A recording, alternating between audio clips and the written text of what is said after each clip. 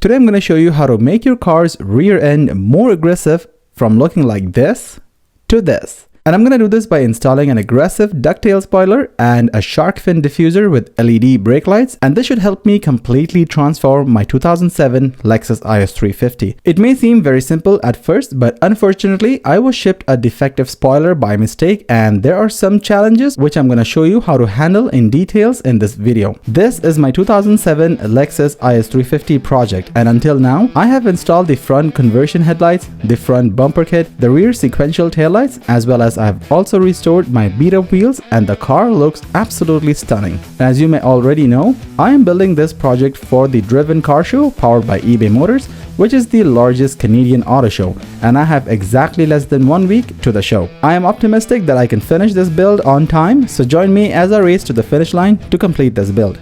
Alright, it is a new day, and previously I installed the rear sequential taillights and it looks absolutely stunning. But the rear end looks very incomplete, to be honest with you. So I'm going to go ahead and install this aggressive ducktail spoiler, and this should help me make the rear end more aggressive. And I will also complement the spoiler with a shark fin diffuser. But before that, let's unpack the spoiler and test the fitment. This is also my first time seeing the product, and the construction seems very good, and it should sit right here. I'm going to remove the logo first and use the new logo placeholder as a reference to line up the new spoiler. The spoiler is designed in a way that the trunk body line should match the spoiler and sit perfectly. There should have been a 90-degree angle here on the edge of the spoiler, but as you can see, I don't have a 90-degree angle here, and that is due to a defect for which the supplier already shipped out a replacement product. But because of the timeline, I'm going to have to fabricate this and make this spoiler work. So I'm going to have to somehow create a cut here and make the 90-degree shape, and the easiest way to do this would be to mark the body lines here and use a heat gun to form the shape of the trunk on the spoiler. So first I'm going to go ahead and also mask this area with some masking tape so that I don't accidentally scratch my paint, and I'm going to try to heat up the spoiler in order to melt this in a way that I almost take the shape of the trunk. And once I'm happy with the fitment, I can go ahead and cut the excess material off.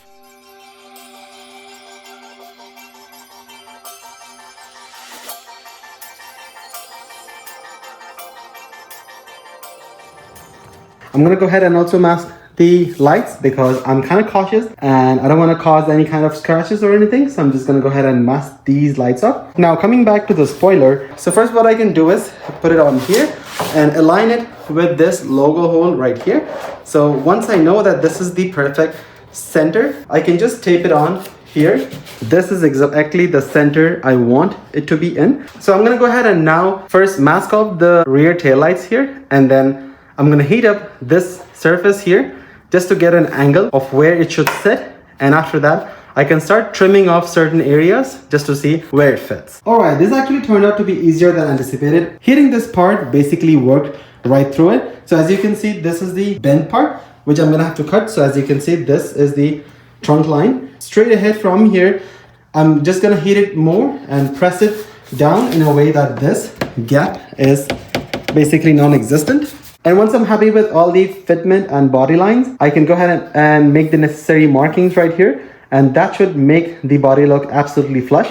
So this body line here will just naturally go up from here, and that's going to make it easy for the trunk to completely merge with the body here. When it's going to be painted, it's going to look like one piece.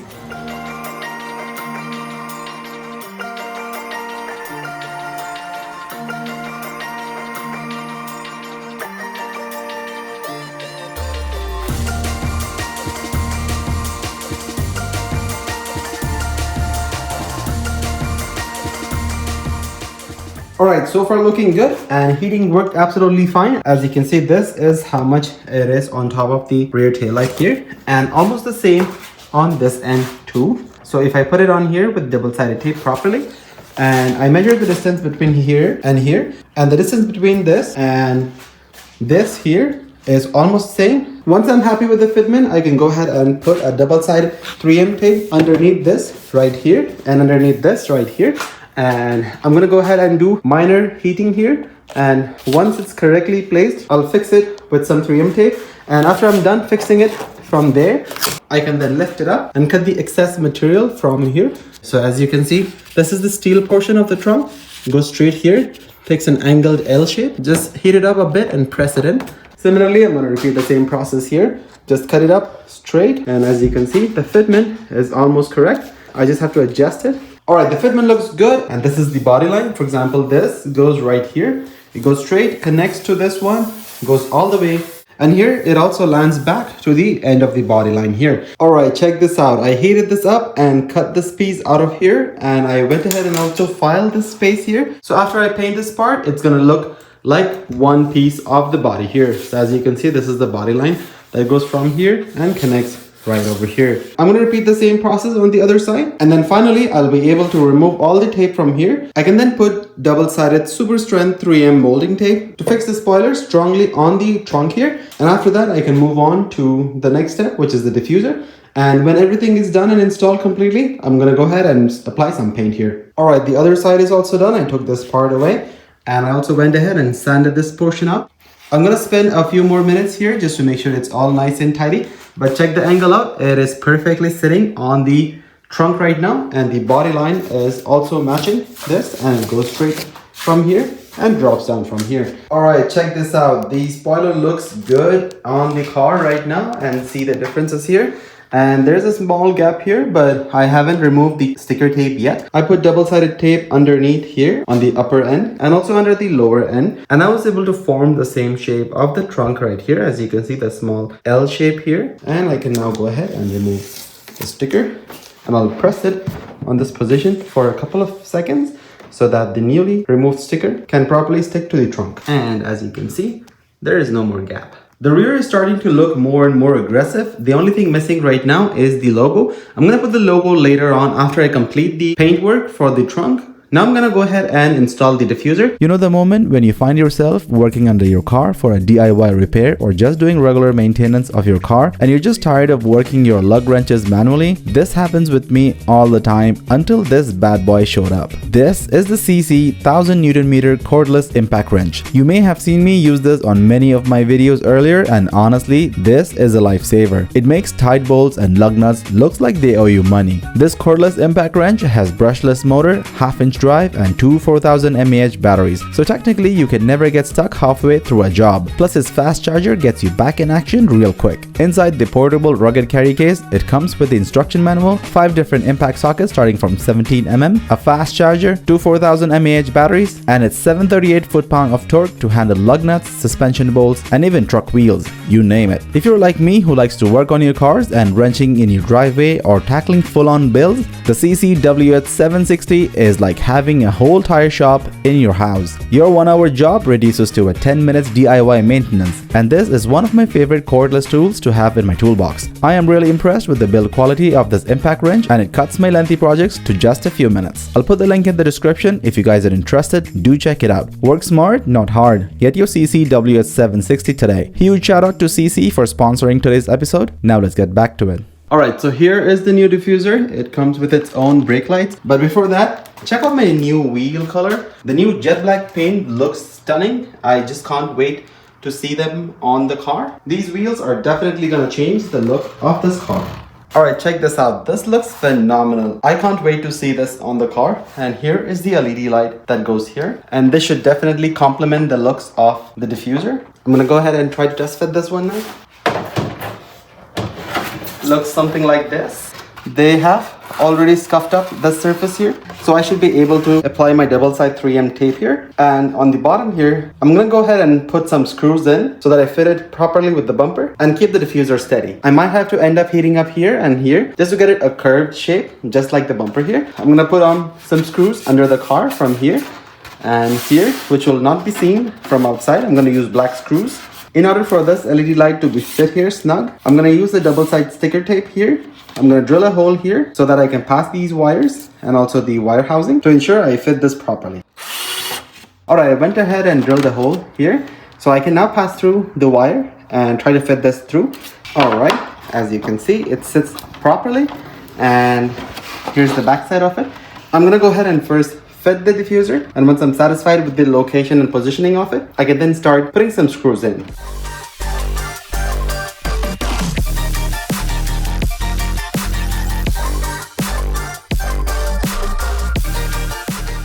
Alright, check this out. The diffuser is installed.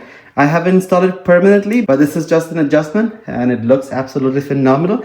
Check out the difference now. The diffuser is definitely very aggressive and makes the car look very mean from the back, which is very nice to have. Also, this brake light or fog light looks absolutely gorgeous. The rear looks absolutely phenomenal. I noticed that the spoiler and the diffuser was coming off from the 3M double-sided tape, and after some digging, I found out that I need to put some adhesion promoter. So this is the LLPT adhesion promoter. I got it off Amazon.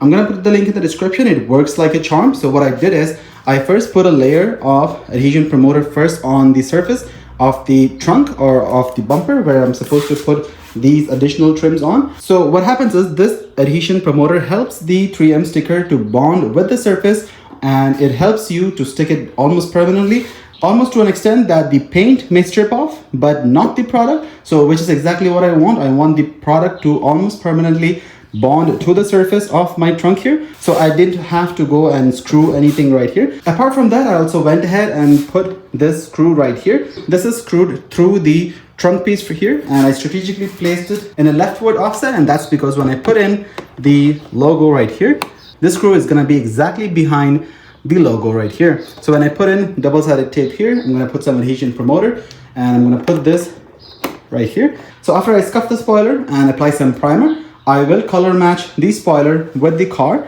and after that I'm going to go ahead and polish the whole car and put the logo. I also went ahead and did exactly the same thing with the adhesion promoter. As you can see here underneath it, I hid some screws, and these are black screws that are supposed to be flushed with the body right here with the diffuser. You will hardly ever notice any screws anywhere, and that's because I put the screws inwards towards here. So these are the locations that I found are not really visible from outside for the normal eyes. I actually don't want to paint the diffuser. I like how the diffuser has a naturally matte finish to it, and it looks really aggressive. And if you see from the side, the shark fins on the diffuser looks absolutely phenomenal.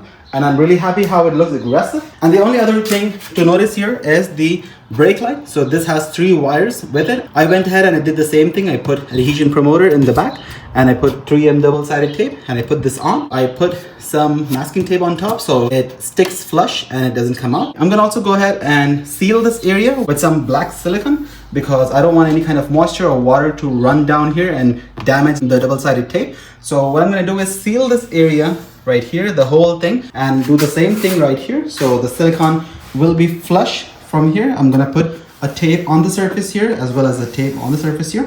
The silicone will be very minute, but it's gonna cover up and seal the whole trim so that water, moisture, and wind doesn't go through these surfaces and blow these parts away. And this is the silicone sealant kit I got from Amazon. I'm gonna put a link in the description. This is something very useful for DIY projects. The way it works is you have tools like this that goes around and helps you put the silicone this way. You get 2 tubes of silicone sealant, and you also get 2 reels of tapes that you can put in on wherever you want to put the sealant. I'm just gonna go ahead and apply it with this nozzle and use the rubber finger glove to just prime it over the tape and remove the tape as soon as I'm done so that the sealant settles in properly. All right, so I'm gonna go ahead and open this up, and for my application I'll use this tool that they provided, and after that I'm gonna go ahead and apply the sealant. There you go, my tool is now installed, and before I apply anything, I'm gonna start taping the bond between the diffuser and the bumper so I don't have any excess flowing sealant.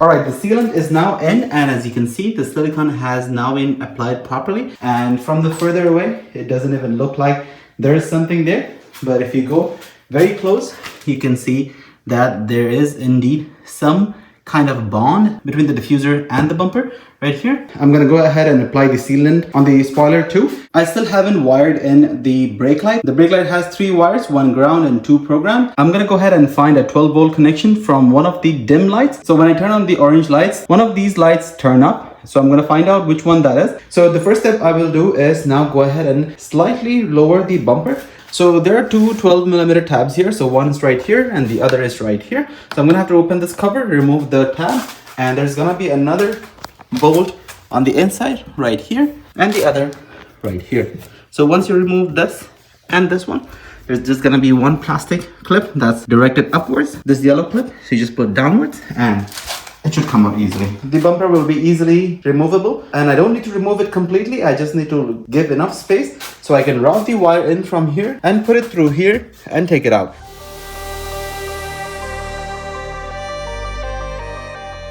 Alright, the rear bumper is now loosened up, so I am going to look for a spot where I can put my wire through and bring the wire in from underneath here. And on the body panel, I found this sealed rubber right here. So I'm going to use this piece here to slightly move it in and push the wires off the brake light from here, and it should come out this way. So once I take it out, I'm just going to pull it out and this will stay sealed. Once I take my wire out, I'm going to remove this carpet from here and find the wiring harness for this light. Alright, I brought the wire through from under here. Now I want to route my wire through this rubber seal right here. So what I did is I taped my wire to an Allen key. So this way I can push it through from here. Once the wire is out, I can then splice it with the tail light. Just like this, the wire is through and it is out from here underneath. So now I can separate the carpet here and find out which wire I need to tap into to get my brake lights working. Alright, so for the wiring, I have here with me 3 wires, the black, red and yellow. And remember, this wire is from the diffuser light right here. So the black wire in the center is for the ground that I'm going to match with the black wire right here. I'm going to match the red wire, which is the live or the power wire, to the red wire right here. So what I want the diffuser light to do is whenever the tail light is on, I want it to turn on. But during the daytime, when the tail light is off, I want it to be off too. Behind the carpet here, just above the plug, you will see there are a bunch of wires going. So as you can see, this is the diffuser wire and the black wire right here is connected to the black wire. And what I did is I also connected the red wire to the red wire, as you can see. And the next step I did is I connected the yellow wire from the diffuser to the white wire of the aftermarket taillights. So the rightmost black wire is the ground, leftmost red wire is the live or hot wire, and the top wire here should be the one for the power or the always on light.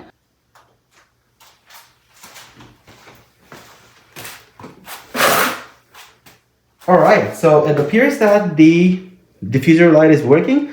So I'm going to go ahead and apply some brakes just to see if this light starts flashing again or not. Whenever I apply brakes, I don't want these lights to dance around. So I'm going to go ahead and apply the brakes and check.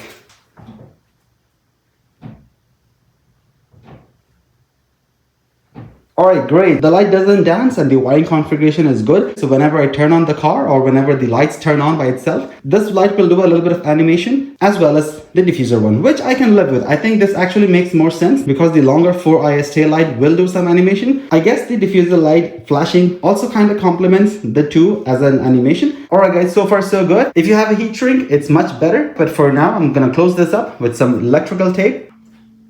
Alright, check this out. I'm very excited to complete the car in less than a week time from now, and the Ducktail spoiler as well as the aggressive diffuser looks absolutely phenomenal. I am super happy with the results, and the rear end of this 2007 Lexus is now fully transformed. This is what it used to look like before we started in this episode, and now it looks like this. In the next episode, I'm going to install a set of racing coilovers with adjustable dampers, so stay tuned. And if you enjoyed this episode, make sure to hit that thumbs up button and don't forget to subscribe. Until next time, I'll see you on the next one.